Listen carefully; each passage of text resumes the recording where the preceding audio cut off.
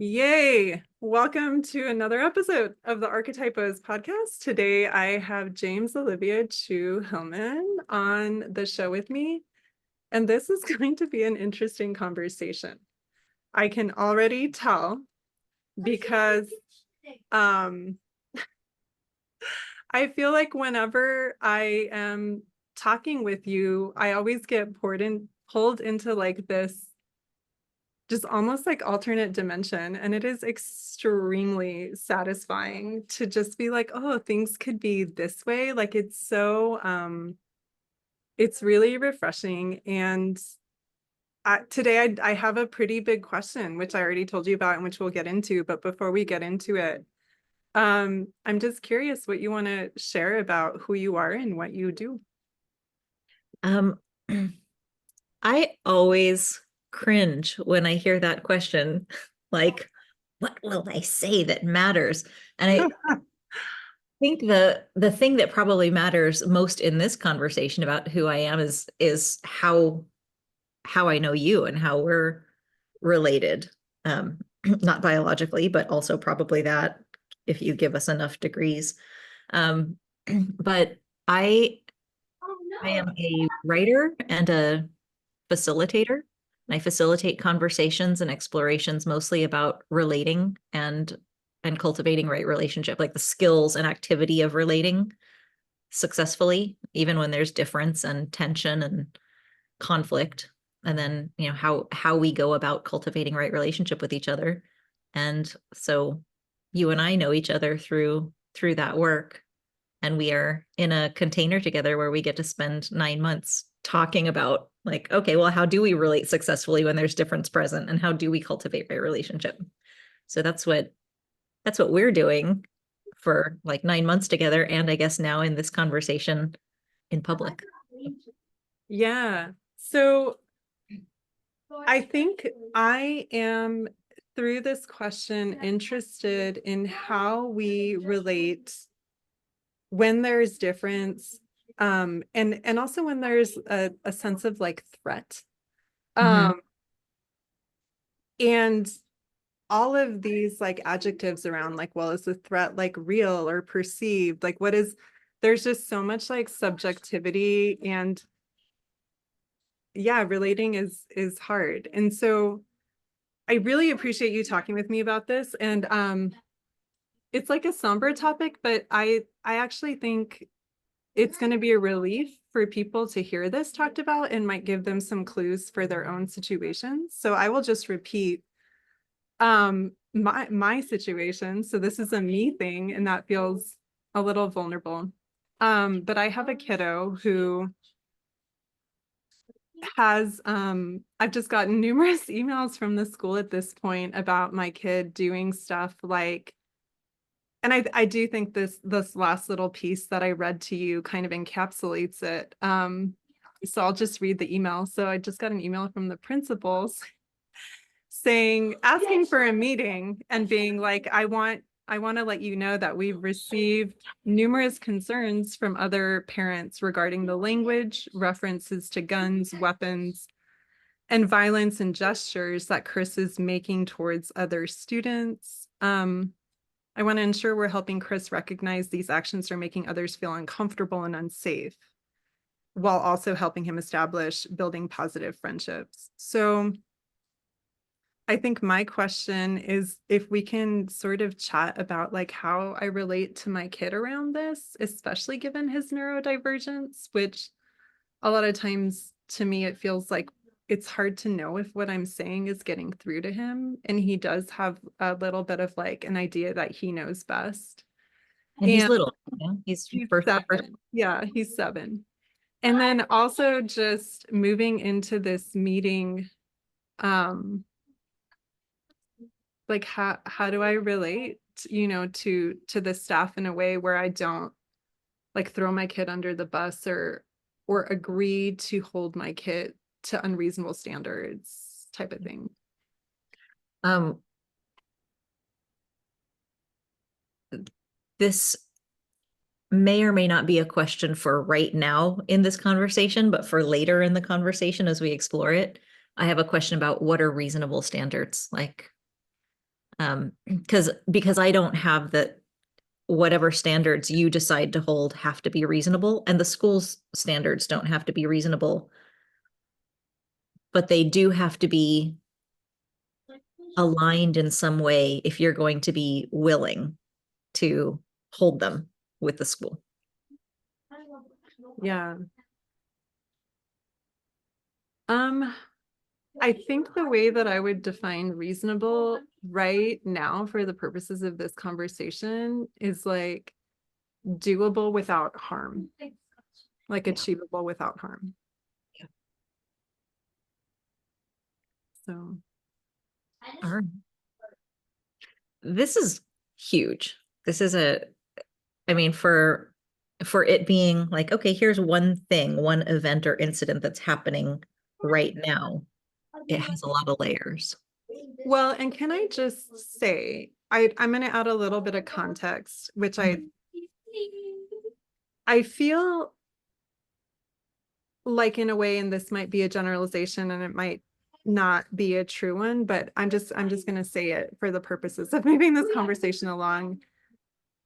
I feel like I'm very like anti-guns and anti-violence, and I think a lot of where my child received this languaging or like these concepts was actually from his old school, which was a school that was specifically for neurodivergent kids. And again, like this is the generalizations that I'm not sure if it's okay to make or correct to make, but I feel like neurodivergent kids, like these were the special interests of like the other kids at his school, like weapons and guns and like, and so this is what like he talked about a lot because there was a lot of just kind of free unstructured time at that school where like students of different ages were able to interact as well. And there was concepts that got introduced to my child that I felt was like way too early for, you know, like, oh my gosh, like I do not want to be navigating conversations about like sex or like racism or you know, like the N-word or weapons right now because my kid is only 6, but like just because it came up at school through other students, like all of a sudden, like this is what we're doing now. And I also feel there's a way in which kids just really sense when something is a charged topic. And for my son, that's very true. Like he is very attracted to things that feel charged. Mm-hmm. So he's had a lot more exposure to some things than kids his own age and his new school have had. yeah, I mean, I think so. Although like that's another thing that I'm curious about because one thing that I'm curious about is sometimes in a group, there's like a charge in the group, and then like one peer will be more willing to carry that and to express that. And so then they get blamed, but it's actually like something that's just in the group, and other people are participating or curious or desirous to see it acted out. They just don't do it as like flamboyantly as like my poor child who loves getting attention and like is really good at finding, you know, the most yeah, just ways to get reactions. Yeah. So it sounds like he is the most willing then to like manifest or express what's possibly going on with the whole group. Yeah, I'm always, you know, and that's one of the things that I'm not quite sure how to bring up with the teachers and the staff, but this because it's very complex, like this idea of like, you know, my kid does not exist 100% independent of this group. Like, so what are like the potential triggers or the context that is like moving him in expressing in this way? And, you know, how can we shift the group dynamics and the group environment to hopefully lessen his expressing in that way? So it sounds like you've got some questions for, like the teachers have some questions for you, and you also have some questions for the teachers. Is this Pete? Yeah. Hey. Hey, girl. Tablet runs out of battery. Do you want to plug it in right here and keep playing? Sorry, everyone. This is the day when my kids are home. So, hey, sweetie, this is an important work for me. I can help you plug your tablet in. Okay, we can just keep talking with P, I guess. I'm in the sewers, guys. I'm in the Yeah, sewers. so I have questions for the teachers. The teachers, I don't even know that the teachers have questions for me. My fear is that the teachers have like assumptions about me. And this is like something that I remember talking about with you before about like how we can't control how we're perceived, that I'm like very afraid of like being perceived as a bad parent or as someone who like allows their kid access to this type of like media. Well, there are consequences to Oh, I see the baby pin. other people's perceptions of us. So while it's not something that we can control, oh, look, we're moving. Well, This is important. Okay, you can sit here, but I need to be able to do this, please. No, I was just did like that. Okay, fine. oh, so that you can be in the center of the frame? Because now I can see you right in the middle. That's very good framing. Nice work. There are consequences to other people's perceptions of us, particularly when other people have authority. And teachers at your child's school have authority to make decisions about how your child has access to their education, how they have access to socialization, how you may or may not spend your time educating your own child if the consequences go so far as like your child can't be at this institution, then that has major impacts on you, consequences for you and consequences for your child.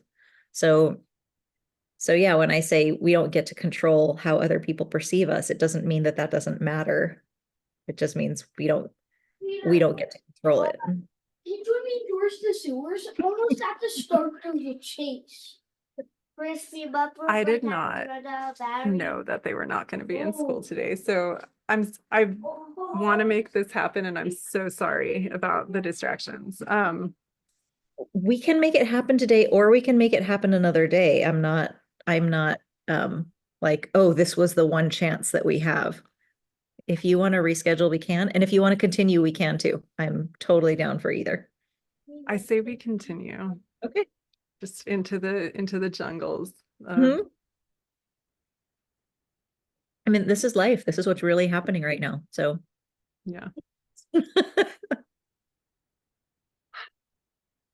So it's interesting because the school actually has a legal obligation to provide my child access to education. And if they decide that what is best for everyone is removing him from school or like that they actually can't support,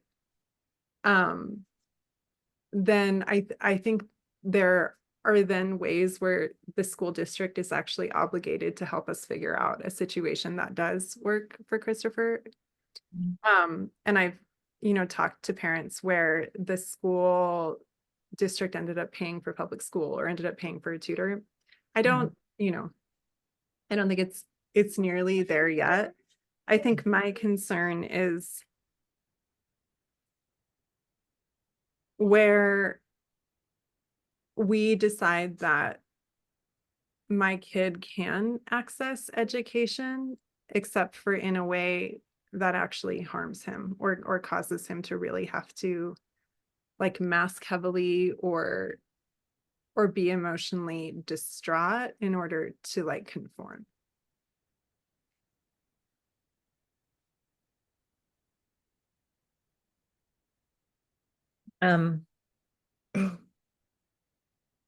Okay, so the impacts might not necessarily be he gets kicked out of school. It might be he stays in school and it hurts him. Yeah, like he stays in school and he gets like recess revoked a lot, like he stays in school and he begins to feel like everyone hates him. Like this is kind of the stuff that I worry about. Where he's being punished subtly or actively. Yeah. Rather than being accommodated. Yeah. Okay. Yeah. Coming back to the perception part of it, when I say we can't control it, just because you can't control somebody's perception doesn't mean you can't influence it. And so it sounds like there are places where you want to have conversations that where you get to influence, not just to have influence over how you're perceived as a parent, but get to influence how your child is perceived and treated, and what kind of care and access and education your child gets, given that his behaviors have been labeled inappropriate and that there's some tension there. Yeah, I mean, what's coming up for me is like, now that we're having this conversation, I feel like the first couple of emails I got just felt really unhelpful. Like they were just like, here's what we see your kid doing. It's a problem. And I was like, cool, like, do you want to, like, let me know what you're doing to address this problem? Like, are you asking me to do something specific? Like what, like, are you just reporting to me what's going on? And so I sent back, I think I actually initially requested the meeting where I was like, I feel like I need a lot more context. Um, you know, I feel like obviously my kid is doing this for a reason, and it would be better to figure out that reason and address that than to just continue being like, this is bad, this is inappropriate. Because I don't know how far that's going to get us. But I think when I talked to the teacher about it, it was a little confusing because I mean, maybe there was like subtle clues that my kid was giving off, but it did kind of seem like this behavior. Well, so the incident that I'm referring to is kind of like the most serious one, which is where one day at school, he went out to the hall to get his water bottle. And when he came back into class, he was like, I hate school. Like, I'm going to bring a gun to school. And, but when I talked to the teacher, there wasn't a clear, like, what could have precipitated that or what could have led to that, besides just like, sometimes my kid is just really impulsive, and the impulses come from like just the most random places, so if he's feeling like even just like a little bit bored or like a little bit impatient, like he is definitely the kind of kid to throw like hot sauce on everything just to like up the dopamine factor. But I don't know. So I forget even what I was telling you and why I was telling you.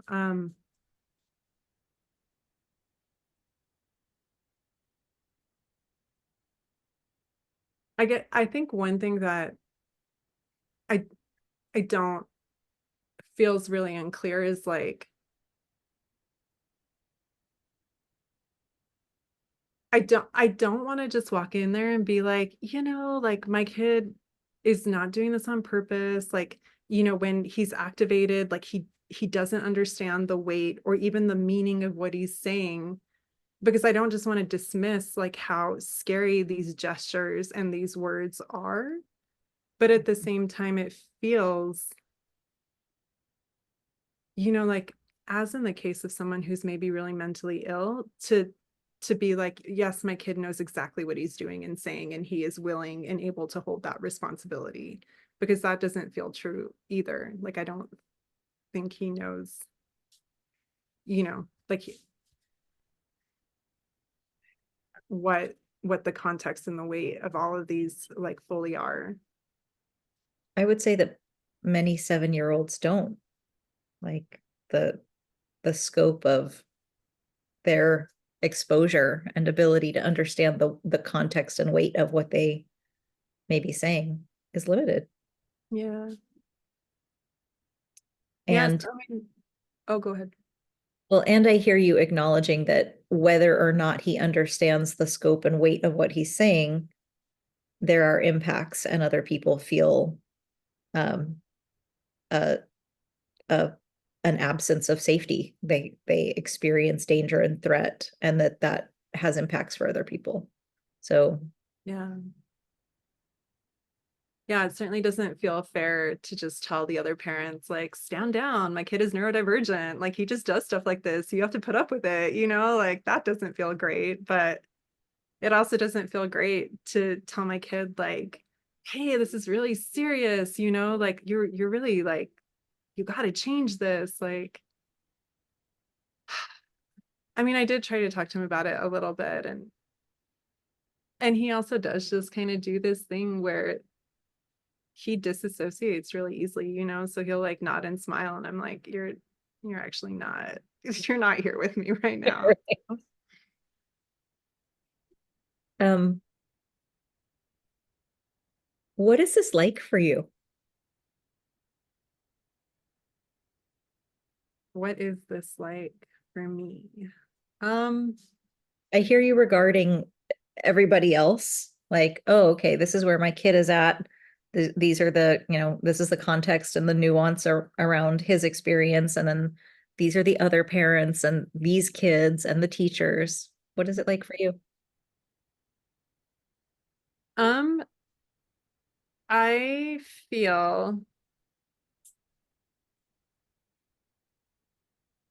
it's interesting because I feel like these parents this year are having the same experience or similar experience to me last year when he was at his old school, and he was like telling me about his peers, bringing this to him. And I was just like, you're contaminating my child, like he's not ready for this. Like I don't feel good that these other students are bringing this, into my child's system and vocabulary. And, at the same time, it was just a moment of like, gosh, like I'm not going to be able to control my kid's life in the way that I want to. Like he is going to get contaminated. That's the word that I'm apparently using. Like he is going to get introduced to things that I can't control. Yeah. And so, that felt like a little bit of a complexity or of a paradox. Like on the one hand, I really didn't like it. And on the other hand, like that school, the administration at that school really downplayed it. Like they were just like, oh, like, what do you want? Like this is what kids do when they're neurodivergent. And so I also feel like that attitude, speaking of contamination, like I picked it up. I was like, okay, like maybe I'm overreacting. Like maybe I'm just being that like annoying parent that expects school to be like idealistic and like sterilized. But I feel I feel really like I think motherly. Like I just feel very like protective and worried.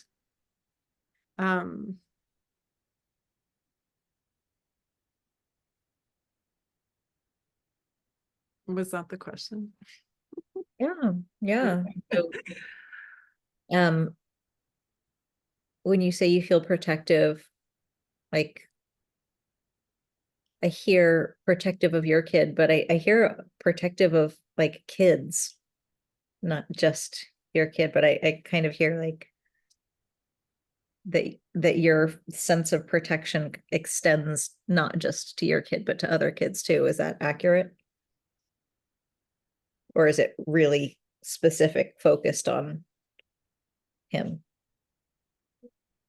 I mean, it's a different flavor, I think, when it comes to my own kids. But yes, also, like one of the,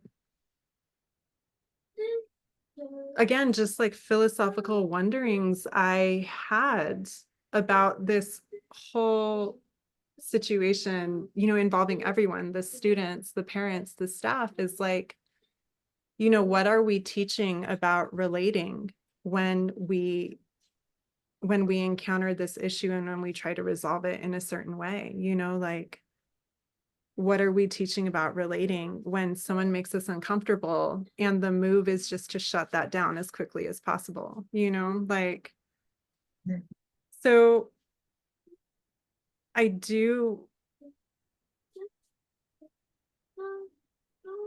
I mean, my vision is very much about, you know, this idea where like if we parented differently and if we allowed our kids to express differently, like things could shift majorly on a cultural and societal level in just a generation or two, you know? So that is,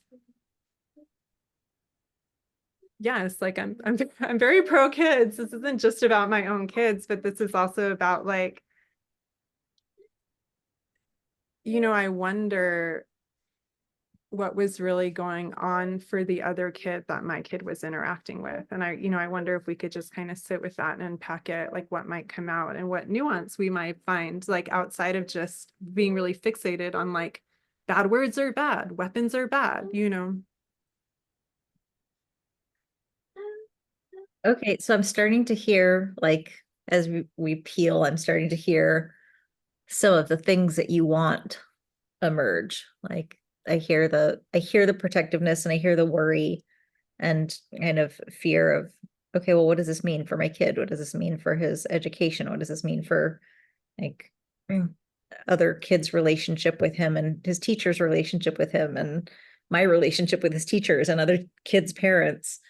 But also like I'm so glad you used the word vision there, that there's a vision in here of like the world could be different in one generation if we relate it differently to our kids. And that feels like the stakes are a lot higher. And when I say a lot higher, I don't mean to like make a hierarchy where one doesn't need to be.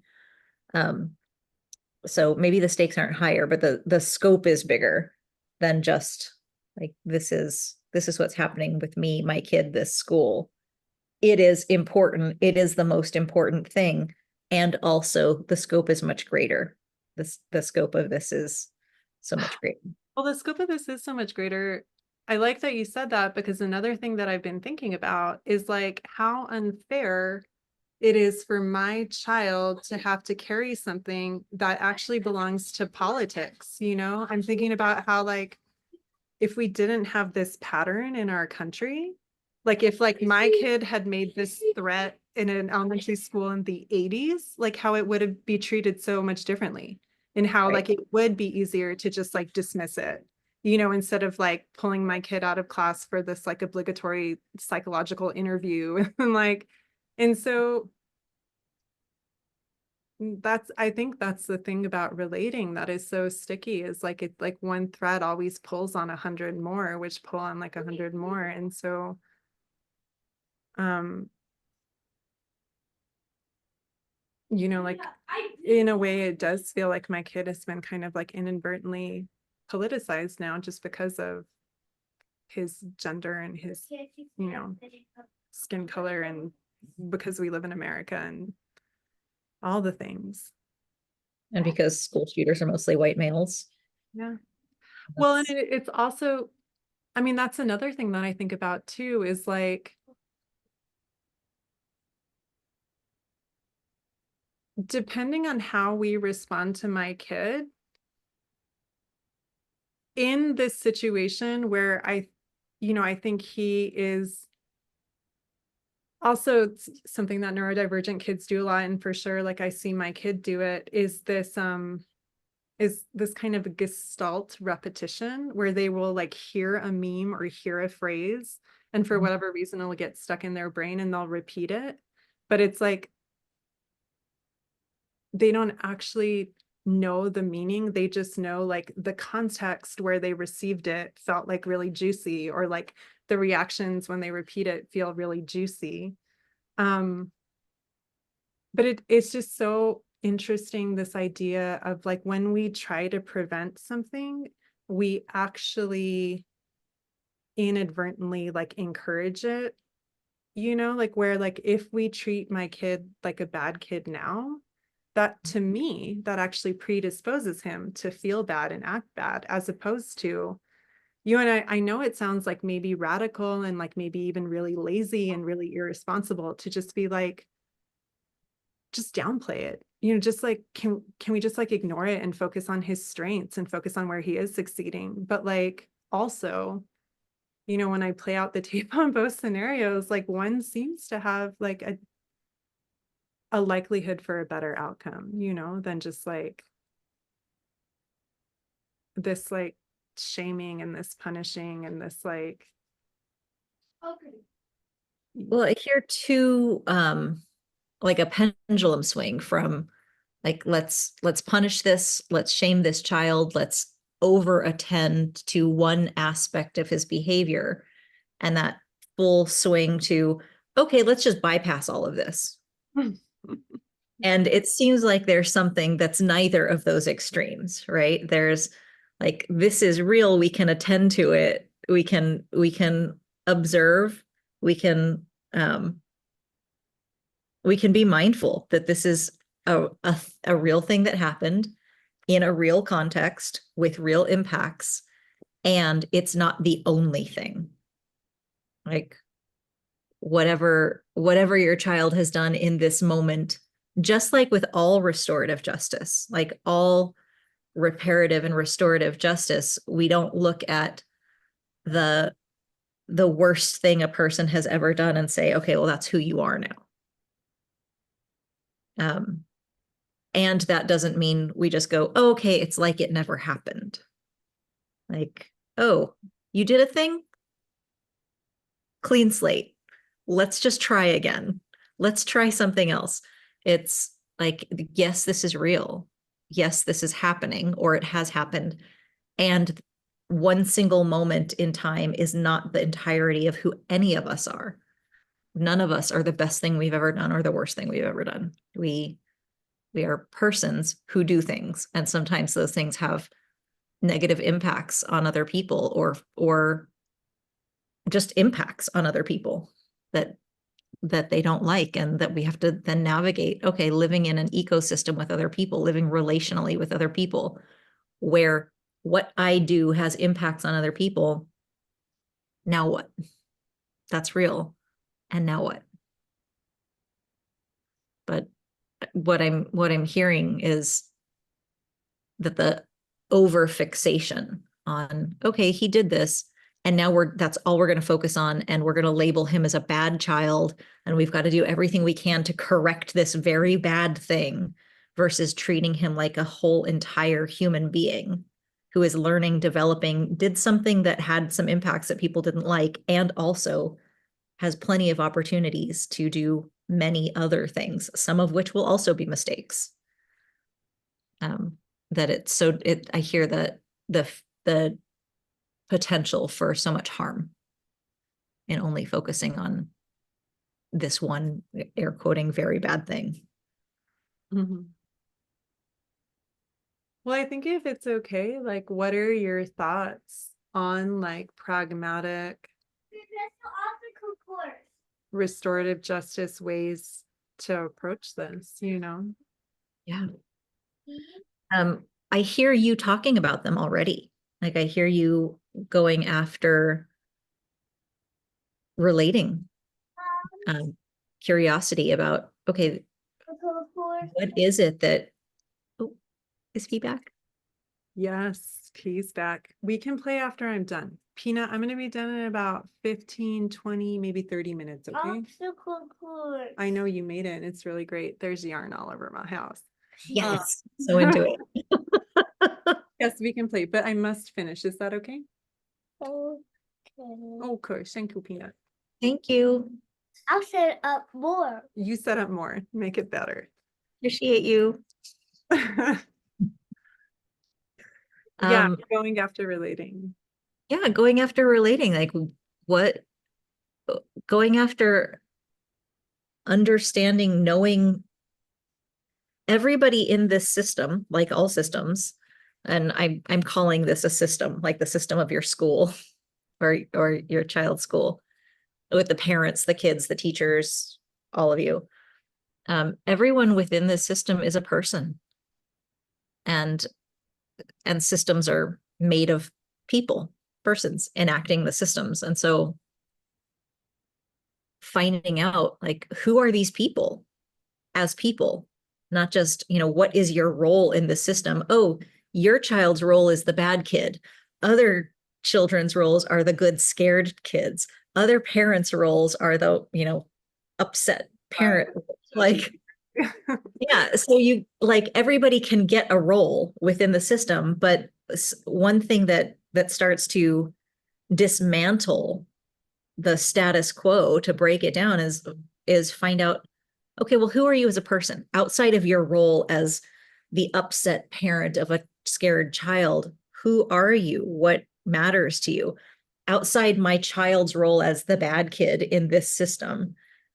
Like, what happened for you? What happened between you leaving the classroom and coming back and saying something about guns? Like, what's going on for you? What do you want? What do you need? I was actually just talking to Renee earlier today. Yeah. And for anybody listening, Renee is also in our container where we talk about right relationship. But Renee, and I think I mentioned this yesterday, there's a thing that Renee has said that sticks with me a lot, which is, when everyone's needs are met, violence becomes obsolete. And violence could be anything, like making your child suppress who he is, making him have to conform, or punishing him if he's not complying. Those are forms of violence as well.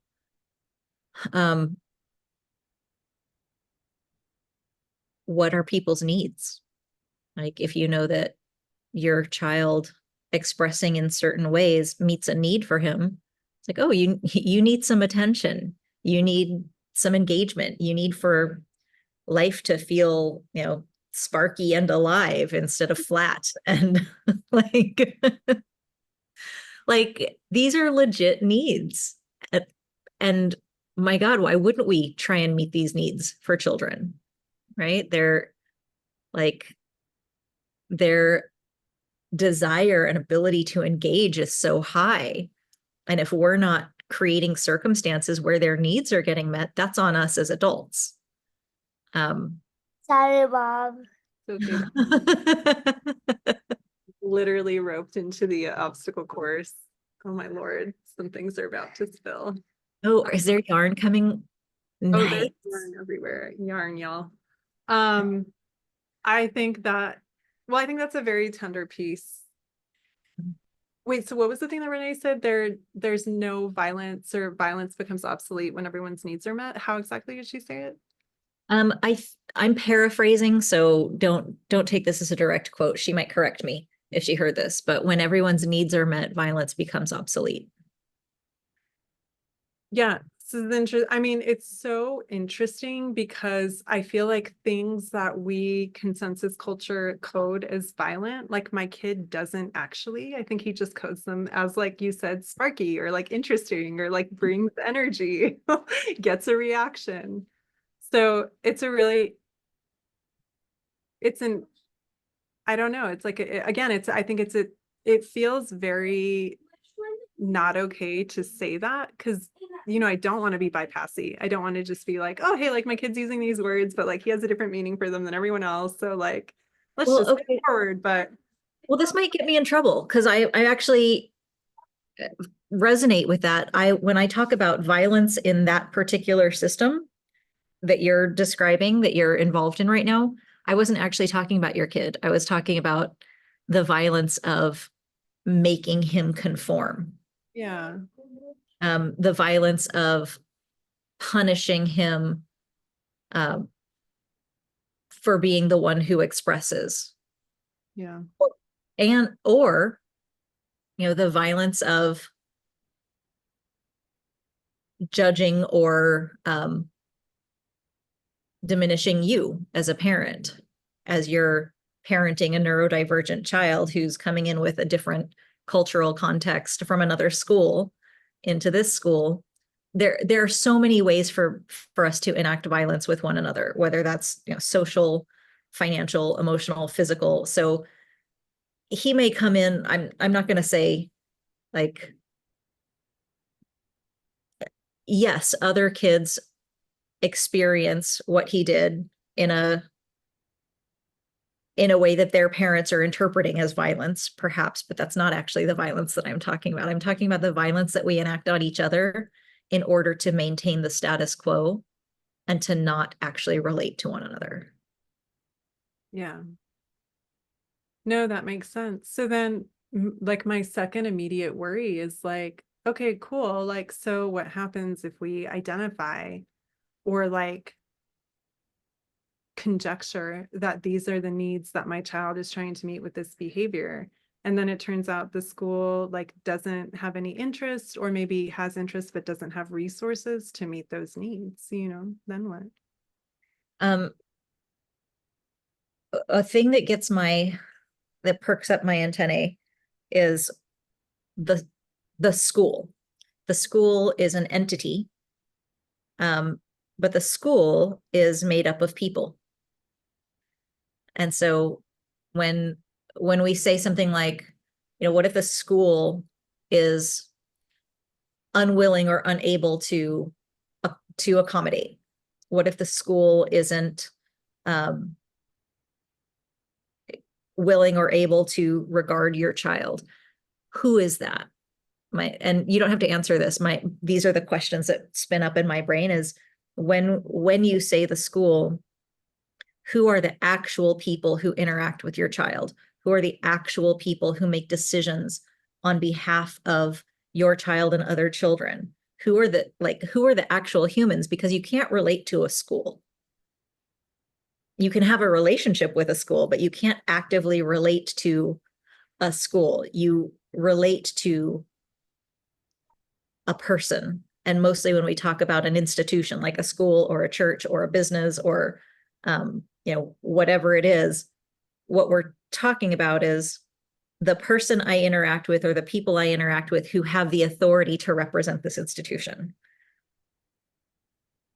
It's interesting because they both have the authority to represent the institution, but it's also like really convenient to make the institution the authority when you don't want to be the authority, you know? And I think like, I'm like playing out tapes in my head, and like I just imagine the principal being like, you know, well, it's not really up to me, it's like a district decision, or like, you know, like you just, and then it does feel like the thing that I'm relating to is like the school, because like everyone has this like, oh, it's actually not, you know, that's above my pay grade, or like that's not, or that's just how we do things around here type of like, where it does feel a little bit like a deflection of like human to human.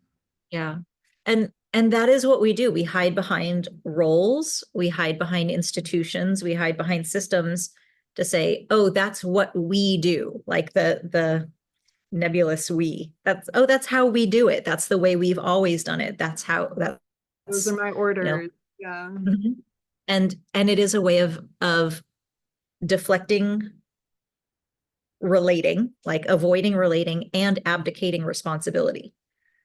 And so my question then becomes like, oh, if that's not a decision you make, if that's like you're the principal, oh, that's a board. Okay, so who do I talk to on the board? Who are the people on the board that I can relate to around this? Because at some point, the buck stops somewhere, right? The buck stops somewhere. With whom does the buck stop? And who should I be having this conversation with? And I'm guessing that the very first conversation is with your child. The next conversation is with your child's teacher. The next conversation is like, is it possible to have community conversation with the other children's parents? Like, what does that look like? Yeah. And that is quite frankly terrifying. I imagine, because what you get when you are on the receiving end of someone's fears is what you often get is blame and accusation. along with those fears. It's like, you're the problem. You're the source of my fear. Your child is the source of my fear. And those can be terrifying conversations to have. To listen to somebody else's fear, to listen to somebody else's judgments and accusations and go, yeah, I'm holding all this with you. And oh wow, I'm like, you have a problem and my face and my name are on it. I'm your problem. Now what are we gonna do? Oh my gosh, this is reminding me of this quote that I saw somewhere on social media the other day. And it was something about like, oh my gosh, either I can look it up really fast or I'm gonna like totally butcher it, because let me see if I saved it. And if I didn't, I will just butcher it and try to get my point across. Let's see.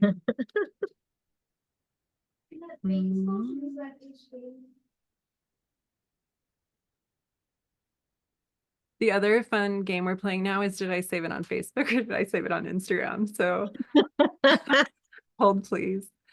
Let me see. I'm gonna check my phone to see if it's Instagram. But it was a quote about like monsters and the role like monsters as opposed to like heroes or gods kind of play in our culture. Mhm. Let me see if I Oh, can. that sounds like it would go really well with our conversation yesterday about ogre building. Yeah.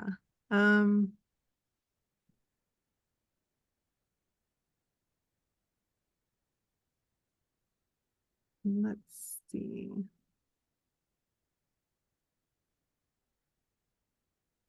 Or maybe I just thought about saving it and I didn't save it.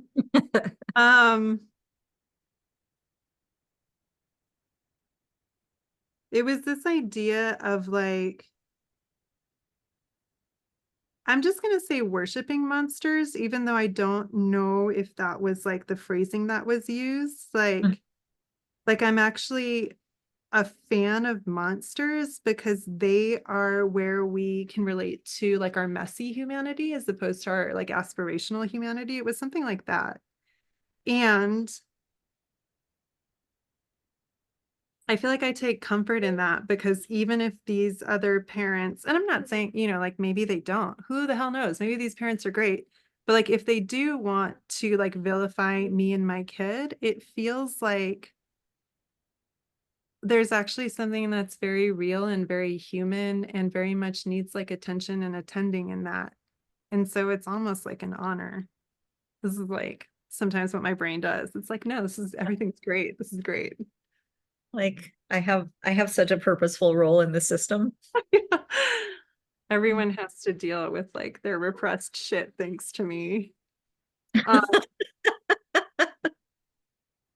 So you and your child have some similar nudgings toward, hey, let's stir this pot a little bit. it's interesting. So we talked about human design, I think at one point a little bit, and I have the 5 profile and so does he, which is like very much a projected profile. And there's some other stuff in my chart where I do feel this is like a whole other conversation, but I do feel like growing up, I did carry some things for people that were like unpleasant because they didn't want to. Like it was projected on me because I have with people who are into astrology, I have some Pluto contacts, which I think can sometimes, and I'm not saying I didn't do stuff to like hook the projections, but I think people who are very plutonic can sometimes carry projections about things that are like terrifying or evil or taboo or all the Pluto themes. Yeah. I can't find it.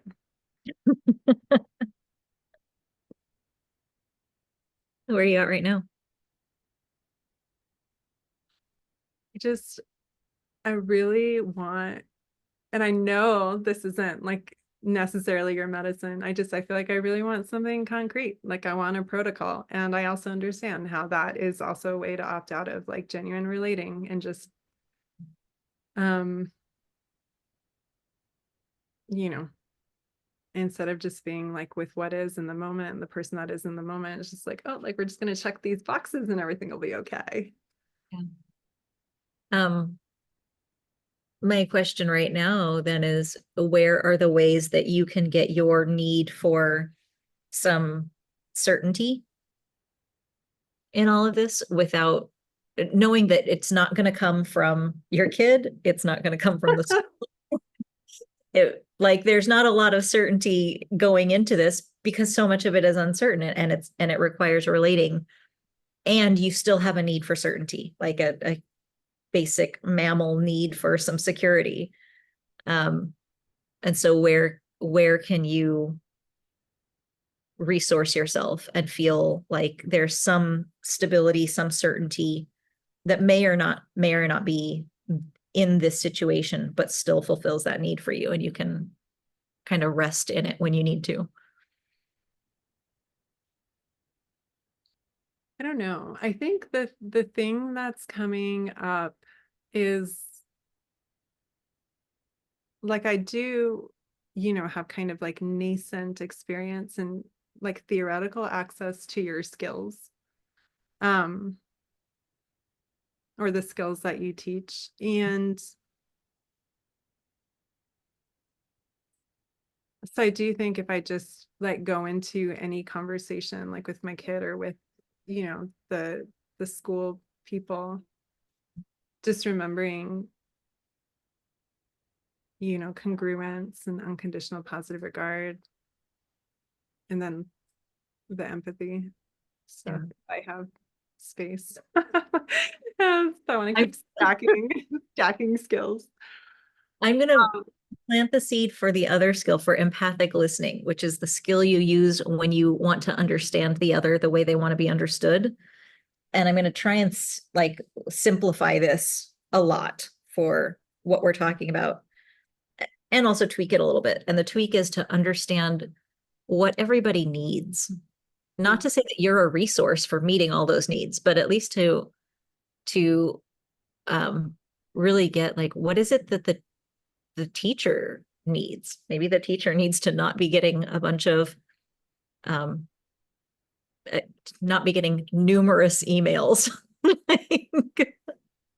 But what are the actual needs of the people involved, including your baby and including yourself, because you also have needs and your child has needs, and also the other people who are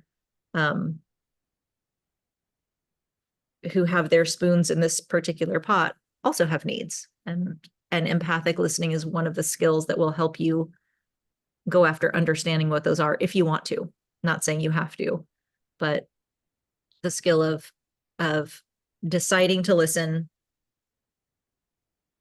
sending back what you're hearing from them, and then guessing, like, is this your experience? Is this your need? Can you confirm for me that I'm understanding what it is that is so important for you? So important that we may be changing the course of children's access to education, or how they are treated when they show up for school, including your child.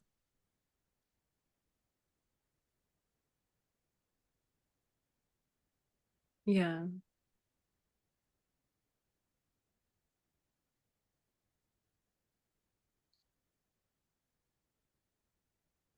Yeah. I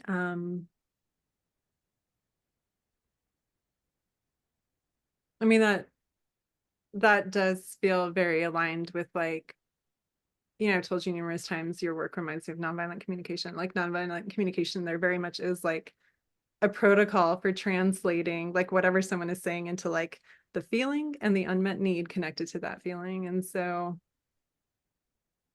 yeah,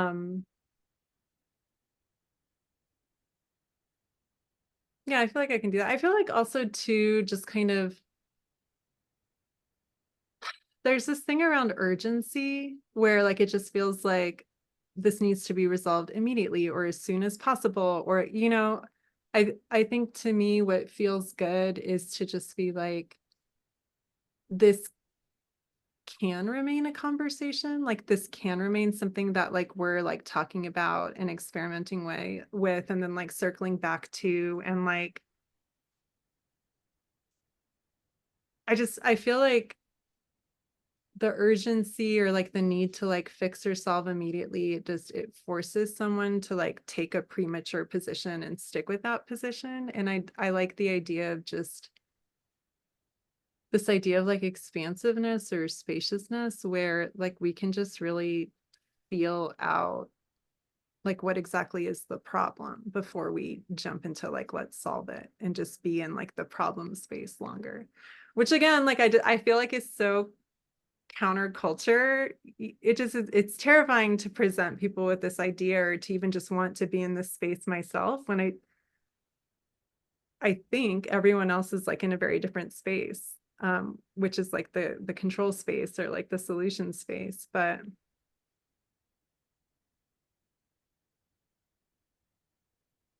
yeah, I don't know. I mean, even just when I tried to talk about this with my kid, there was like, on the one hand, it was like, okay, like this is like the be all and the end all conversation. Like if I don't get through to him now, like I'm never going to get through to him, or like what am I going to do, or like he's just going to like this is going to be like deeper and deeper into the past and like harder and harder to access with like clarity. And also there was this idea of like, oh my gosh, like if this becomes an ongoing conversation, then that takes so much charge out of it, like it's normal that this is what we talk about, and like, you know the conversations don't have to be like conclusive or long, or it becomes just a theme. Yeah. And you're talking to a 7-year-old. Who is very nervous. It's very like, sometimes I think of my kid as like Faye, just like completely from like a different world. I'm just like, like where you live, the days are 36 hours long and the sky is purple. Like it's just different. Yeah.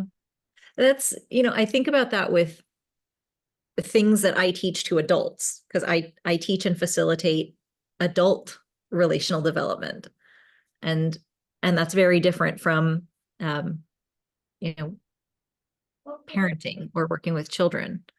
Yeah. And when I think about adults who have full access to a developed brain and like they can grasp concepts and implement them if they want to, and I'll be teaching them over the course of like 4 to 6 months these skills like empathy, empathic listening, congruence, unconditional positive regard.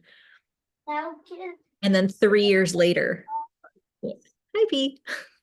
What, sweet girl? Now can you um now can you play obstacle course with me? You know what?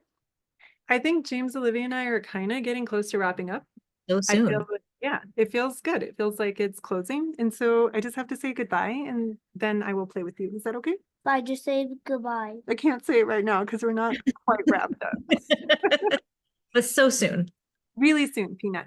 Go have another snack. Go notice what Christopher is doing, and then I'll check in with you, okay? Chris is doing Roblox for my tablet's out battery. Do you want to plug it in? Do you want me to give you my phone and you can take pictures? Yes. Great, let's do that. I'm making you save them that I don't know Bye. Go take pictures of your obstacle course, my love. Okay.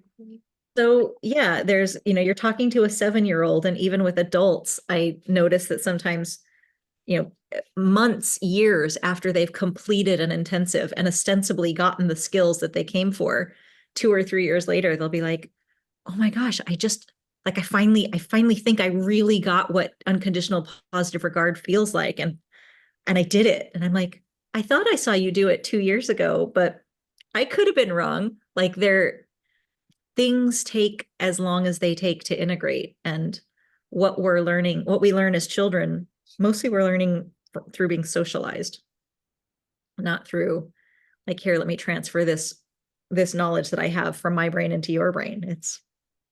We'll have this conversation 100 times in your lifetime. Yeah. No, I think this is helpful. I think like even with adults, like if there is like a particularly like compulsive neural network or like a particularly ingrained habituation, it's like you don't just say like, oh, I'm going to change this and then like succeed at changing it. And I mean, this is like another thing too that I think is can sneak in really easily, is just having this double standard for adults and for children, where like adults can't regulate their emotions, but we expect kids to, you know, like adults can't change their habits immediately, like 100% successfully, and yet we expect kids to. So Yeah. I think that feels like a pretty fair and obvious thing to bring up, and to be like, you know what, like if my kid keeps doing this, it's not because we're not working on it. It's not because like things aren't beginning to shift, but like it's just maybe not going to be so immediate. And I mean, for me, I always think about like these parallel tracks of like, one is how can we reduce the like extreme situation like that we don't want happening? Yeah. And also like as we're working that track, how can we be with the extreme situations more generatively, because they're going to keep occurring. Yeah. It sounds like you have a lot of opportunity in this situation to practice grace with everyone, like everyone in it, if you want to.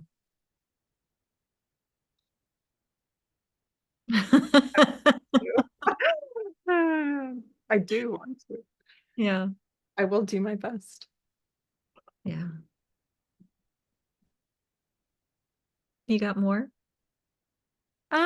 I think this is feeling like a good place to begin to wrap. Yeah. I mean, I feel better. This is so interesting. Like I don't know that I have like concrete checklist answers, but I feel better. I'm glad you feel better. I also have no feelings about you not having a checklist, because that's pretty much on brand for any conversation with me. So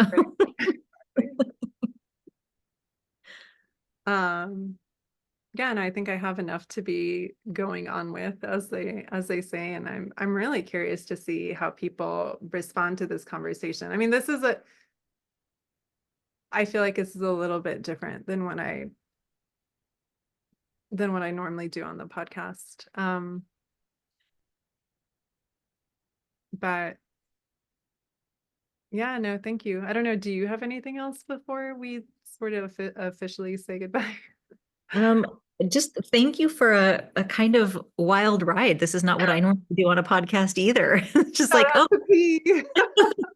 like here we are, two humans having a real life conversation about what's happening in real life while real life is happening on the podcast. So I love it. This is I get to be a person with you, and that's great for me. So thanks. I feel like I might title this podcast a real life conversation about with whom does the buck stop? Because I felt like that was very quotable. Excuse me, with whom does the buck stop? Well, yay. Thank you so much, James-Olivia. I'm excited to be in your container. I feel like I really love working with you, and I feel like maybe other people might be interested in working with you. And if they are, where can we send them, or how do they relate to you? One of the easiest ways to find me is on Instagram, and my handle there is inquisitive_human. That will give you just loads and loads and loads of text if that's what you're into. It's not it's a very picture light, text heavy account. So if you like to read, go find me on Instagram. And if you want to know specifically how we can work together, and you know what kinds of conversations we can have, then you can go to my website, which is inquisitivehuman.com. I love your Instagram. I feel like if I ever need like a really heavy hitting journal prompt, like I can just go and like scroll through, because Yeah. for those of you who are not familiar, it's like these really deep questions, like just super like and just your languaging and everything. I mean, it's one of my favorite accounts. Like it's truly one of those accounts where you're like, wow, this is really valuable content, like for free. This is amazing. So Thank you. Yeah, that's it, because it's not particularly accessible to work with me, in groups, because I don't work with very many people at a time. That Instagram is the place where I try and make my work as easily accessible and it's free as possible. Like anybody with internet can grab what I have there. yeah, it's just like a great brain stretch. Like it's never like, oh, I accept this. It's always like, oh, like, oh, let me sit with this. Like, so My yeah. friend says, oh, here's another rude question. How dare you? How dare Yeah. you? Cool. Thank you. Thank you so much. I'll let you go. I have stuff to do with P, as everyone Right. is aware of. And I'm gonna stop recording, but don't go anywhere. Hold, please. Okay. There it is.